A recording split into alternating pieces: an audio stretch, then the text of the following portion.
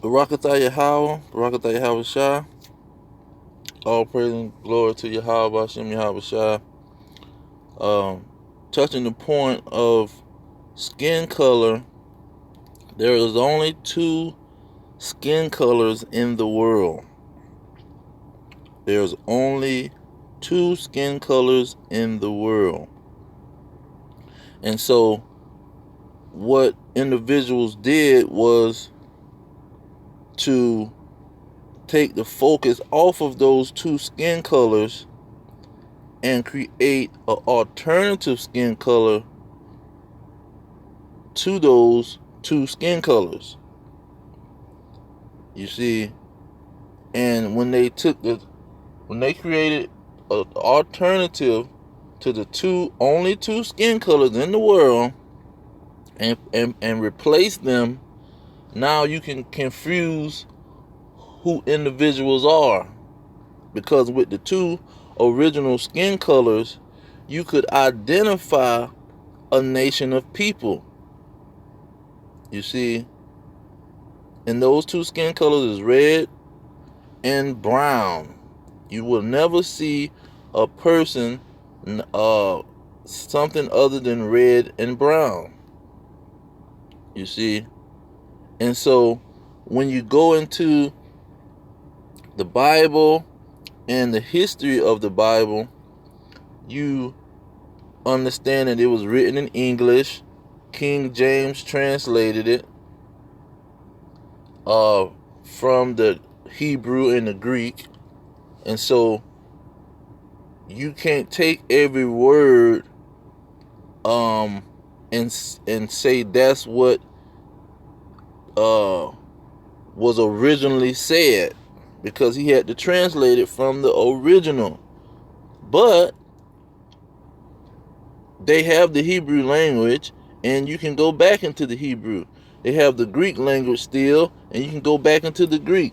Now, when you go to Jeremiah 14 and verse 2, it says, Judah mourneth, and the gates thereof language. They are black unto the ground, and the cry of Jerusalem is going up. So the scriptures say they are black, but when you go into the Hebrew, it says Kadar. Now let's go in there and see if we can pull that up. Okay, when you go into the blue letter, and you go down into the translation, it says they are black. So you go into Kadar. What does that Kadar mean? And it says black, dark, darkened, heavily, to be dark, Kadar. This is the Strong's definition. Darks, colored, blackish, darkened. Let's see. And this Kadar, they get it from Ishmael's son, because Ishmael mother was an Egyptian, and Isaac, when he had Ishmael from this Egyptian, Ishmael came out dark, so his name was even dark. And so when you go into Lamentations, Lamentations 4 and 8, it says that the Israelites, their vintage is blacker than a coal. So when you look at them, when you visualize them, it was black. They was blacker than a coal. Simple. When you go into Lamentations 5 and 10 and say our skin was black as an oven. You see, he got details to it. Skin was black as an oven. And so it was given the description of the Israelites, but it didn't say brown. You see, but you understood it was giving you a description, and it always gave you something to give an idea. Black is cold. Black is as it been in the oven, or like something has been in the oven. It was trying to describe something, so people couldn't get around it, because you see, these people love to lie. So he had to give you a description of the people and let you know that they wasn't just this dark color. They, you could say brown, they could be light brown. So you had to go really into a dark description. And that's what the Kedar is. When you go into the Songs of Solomon, he even say, I am black.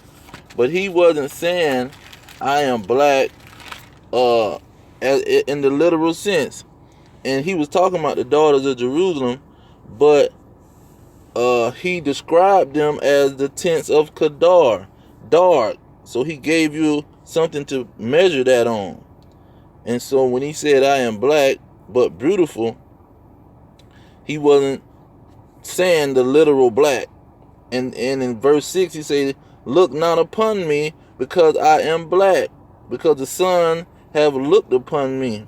So he wasn't talking about the actual black. He was saying the sun made my brown even darker, pretty much.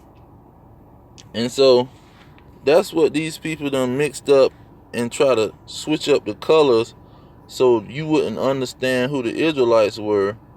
And everything I read in the King James Version, they took out. So you definitely wouldn't know who the Israelites were, and they don't bring those verses up. So they can be anybody now. You see. But I'm going to leave it there. All praise to Yahweh Hashem Yahushua, by Hashem Kakadash, double honors to the elders pushing the truth. Peace to the elect worldwide. The kingdom is at hand. Shalom.